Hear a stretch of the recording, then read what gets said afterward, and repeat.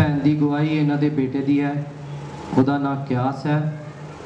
और ये दस रहे ने कि इन्हां दे बेटे दे नक दे विच जख्म हो गए सी और उन्होंने दवाइयां भी लईयां पर कोई फर्क नहीं पिया।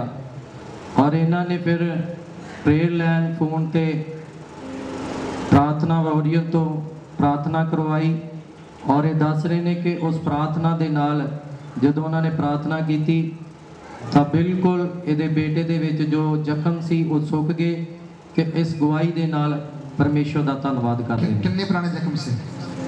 2 हफ्ते हो गए, 2 हफ्ते हो गए सी और बिल्कुल सुक गए और जख्म नहीं है? नहीं। ओके, फोटो कर लो बेटा।